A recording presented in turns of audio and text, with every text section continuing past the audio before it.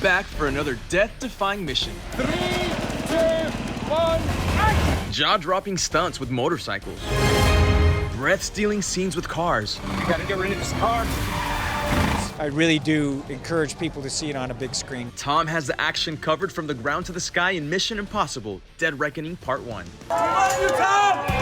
He and his co-stars took over Rome for a premiere fit for the biggest movie star in the world. This is incredible. To be in Rome, to be opening this film, is very special. And in the film out July 12th, Tom is bringing fellow thrill seeker Hayley Atwell along for the ride. People are chasing us. Yes, they are.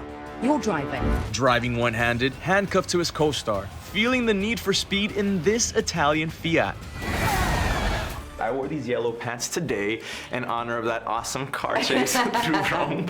And you know, have you heard of ugly crying? I was ugly laughing in the theater at that scene. The very idea that you have a movie where Tom Cruise as Ethan Hunt is undermined by a Fiat 500. You're like, how is that plausible? How is that believable? And this car manages it. Looks like we lost them.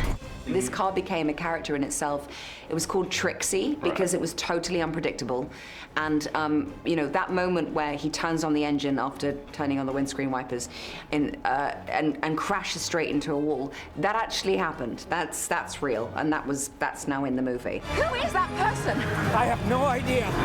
Tom is known for his insanely brilliant stunts, but you're in there doing a lot of stuff next to Tom as well. You can't walk into this saying, with the size of this role on offer, and not be willing to lean into it. You've got to want to do all those things. Otherwise, you'll backtrack yourself out of the story very quickly, because he does all his own stunts. He sets such a high bar, and you know, this is Mission Impossible. It's not mission, let's have a nice cup of tea and sit down, have a chat. For him to sit in the passenger seat while handcuffed to me, while I am drifting on a real location, or for me to fall back off a moving train for him to catch me, that takes a tremendous amount of trust and a professional focus that is so important to establish that the level of precision that is needed to be able to execute those stunts effectively.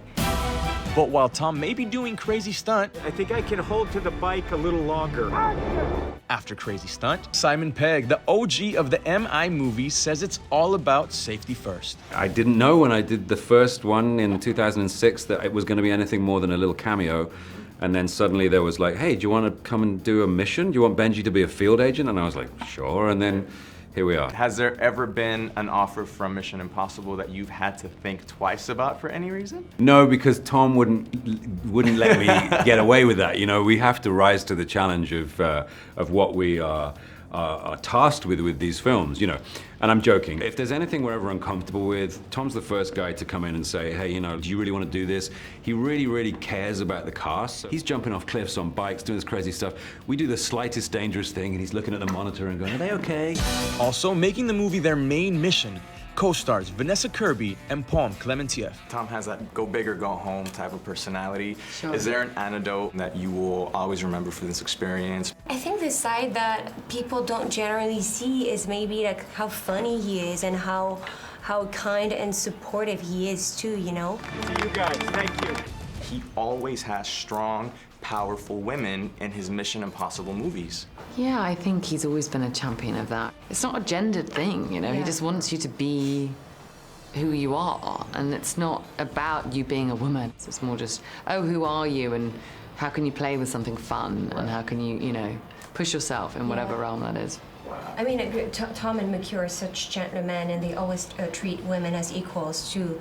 And the characters are so interesting, and they really give them their own agency, and they're all powerful for different reasons, you know? How did you prepare? I know in the MCU you're a total badass, and then you get over here and you're doing crazy stunts, but I see on your Instagram that you're actually jumping out of airplanes, doing quadruple backflips off of a hot air balloon. So much training, but I love training. I love learning new skills. Get ready, the fun is about to begin.